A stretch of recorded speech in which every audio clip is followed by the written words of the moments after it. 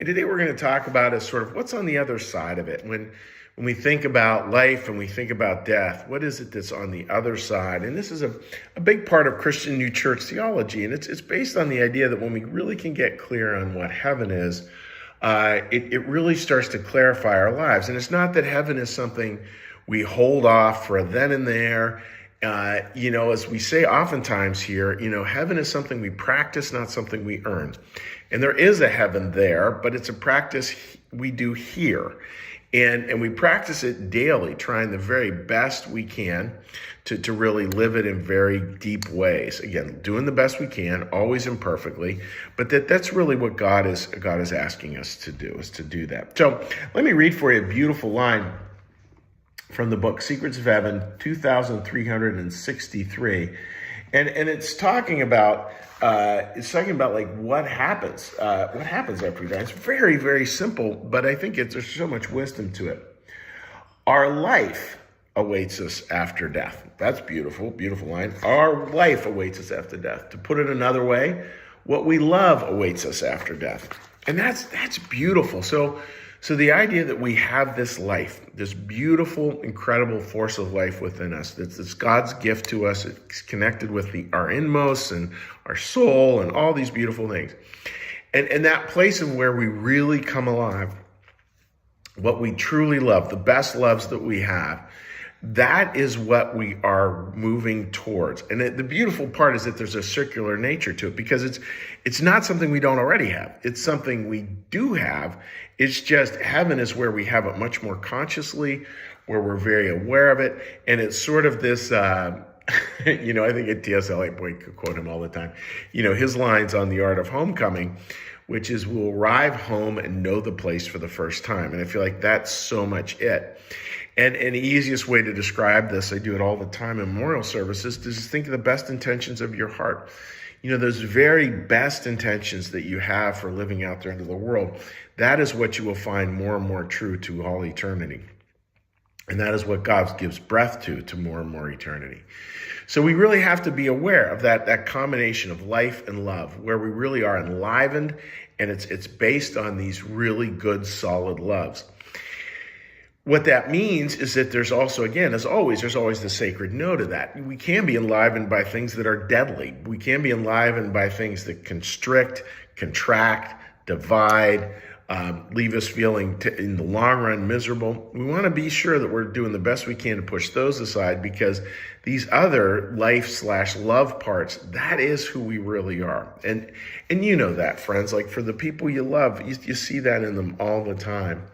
I'm reminded of this beautiful quote that a parishioner sent me. It was a little video, and it was elementary school students who were learning to give over the Christmas season.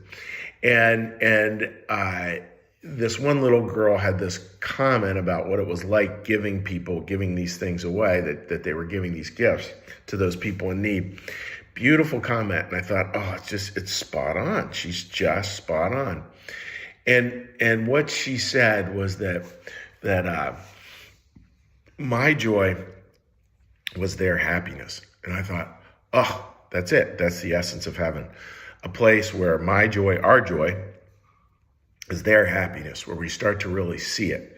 So if you're wondering what that life and that love thing looks like when it combines, part of it can be things that we just love, and it's just sort of interests us. We love. I love going to auctions, for example. Like those little things, and those are beautiful. There's nothing wrong with that at all. That's more of what we call in Christian New Church theology immediate good. But if we want to understand the bigger picture, it's those places where you can really feel that. You can really feel that, my joy is their happiness. And you can see that with those of you who have grandkids, or those of you who have kids, or those of you who are part of communities or sports teams or whatever, where you can really watch someone else do well, and you can really feel your joy. You really feel a great deal of joy in their happiness over that. That's got eternity stamped all over it. And that's where our life awaits us, how good is that? Like, that is where our life awaits us. So friends, just as we go into this weekend, great opportunity for you to, as best you can. Again, don't think of heaven as something you earn. Think of heaven as something you practice. And think of it as a practice where where part of it is this beautiful witnessing where you get to remember that your joy is their happiness, you get to experience your joy when you get to see other people happy and really be open to that. Don't allow the worries, fears, concerns of the day to sort of close you down and put you into a hall of mirrors where you can't see anything. Really work at that seeing this weekend, and it's not hard homework. It's actually pretty fun as we watch and see the world fill with love and joy. So that's the thought for the weekend, friends. Hope you have a great one. And again, warmly invite you to join us at New Church Live on Sunday. We have a fun service. Loving difficult people. Not that you have anybody difficult in your life. I don't think anybody does, right? But we all do, including the most difficult person, which is ourselves. How do we end up loving all that? Moving forward in ways that give breath out there into the world. So with that, friends, what we're going to do now is we're going to shift gears. We're going to shift gears here. We're going to do a little meditation, a little prayer, a little blessing, because Susan and I are en route back north to home. This is not a live broadcast. This is archived. So you can leave written comments, and we will get to them when I get back to the Philadelphia area later in the day. So friends, let's start out by getting a little breath.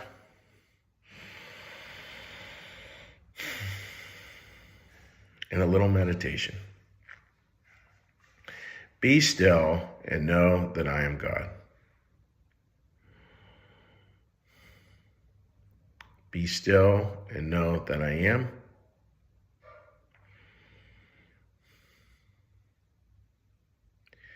Be still and know that I.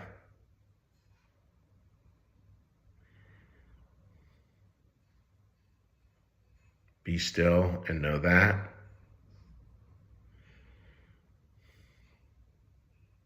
Be still and know. Be still and. Be still. Be.